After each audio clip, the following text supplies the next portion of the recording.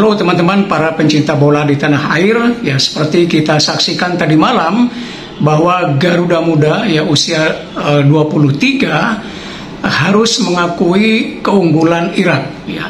Dan laga berakhir dengan kekalahan timnas Indonesia 1-2. Sempat Indonesia unggul ya dengan 1-0, tapi kemudian dibalas oleh Irak, dan di babak perpanjangan waktu Irak berhasil menggandakan poin sehingga kedudukan menjadi 2-1, dan sampai akhir laga Indonesia tidak mampu menyamakan kedudukan. Ini artinya bahwa Indonesia tidak langsung lolos ke Olimpiade Paris.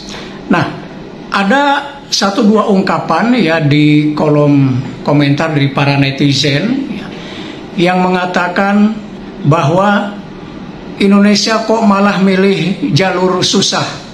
Ya sudah dikasih jalur mudah, kok malah milihnya jalur susah. Nah, ini mengacu kepada kenyataan bahwa jalur susah artinya Indonesia malah harus ikut playoff, di mana harus bertanding dengan salah satu timnas di Afrika, yaitu Guinea. Dan Guinea kita tahu bahwa salah satu negara di Afrika yang juga bagus sepak bolanya ya, mirip-mirip dengan kekuatan Prancis karena memang mantan jajahan Prancis ya. Nah, tentu saja saya berharap bahwa apa yang disampaikan oleh netizen itu sebagai sebuah candaan saja ya, bahwa Indonesia memilih jalur terjal. Sudah dikasih jalur mudah, artinya dikasih lawan Irak gitu ya untuk bisa menang, malah ke playoff. Nah, saya anggap itu sebagai sebuah candaan ya. Karena apa ya? Karena siapa yang mau milih jalur yang sulit ya, jalur yang terjal, pasti timnas Indonesia, anak-anak Garuda usia 23 itu berharap ya lolos langsung ke Olimpiade Paris dengan mengalahkan Irak tadi malam. Pasti harapannya itu, tujuan utamanya itu, nggak mungkin menghindari ya. Bahwa kenyataan ternyata tidak sesuai dengan apa yang diharapkan, yaitu memang sering terjadi dalam kehidupan ya. Apa yang diharapkan oleh timnas, oleh para pendukung timnas, seluruh rakyat Indonesia dimanapun berada ya, baik yang nonton mau langsung di Qatar ataupun yang di Indonesia, tentu berharap menang lawan Irak dan lolos langsung. Tapi kenyataan tidak seperti itu. Dan dalam kehidupan ya seringkali kita menemukan hal-hal yang seperti itu. Tapi tentu saja ya, kita harus tetap menyalakan harapan. Jadi harapan tidak boleh padam. Ya, saya pernah menulis sebuah artikel dan itu di dalam buku saya sendiri. Judulnya saya mengutip salah satu mutiara dalam bahasa Inggris. Ya, hope for the best and prepare for the worst. Ya, jadi berharaplah yang terbaik, tapi siap-siap untuk menghadapi yang terburuk. Ya. Itu dalam buku saya yang Seni Mengelola Kehidupan. Ini artinya bahwa kita memang harus terus menyalakan harapan.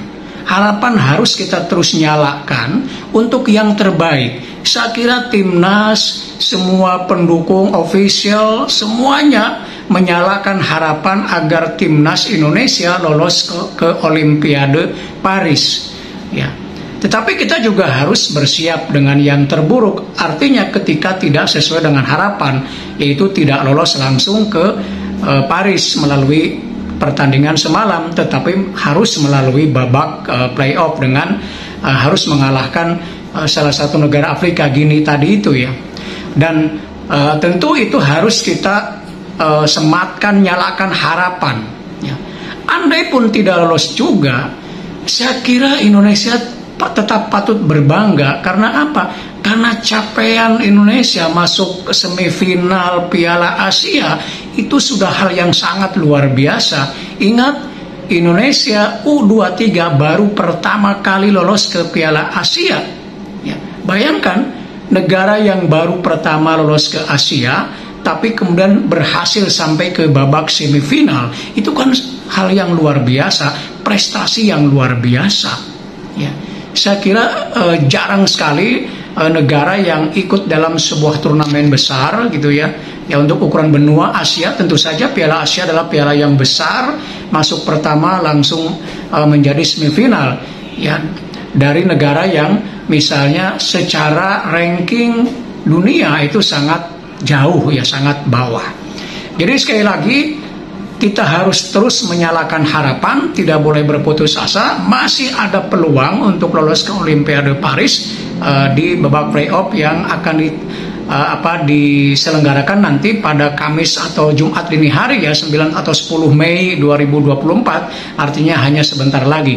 Jadi kita berdoa dan kita berikan dukungan, motivasi kepada para pemain U23, tetap semangat, berjuang terus, kami semua tetap mendukung. Demikian, sampai bertemu kembali di video berikutnya, tetap semangat.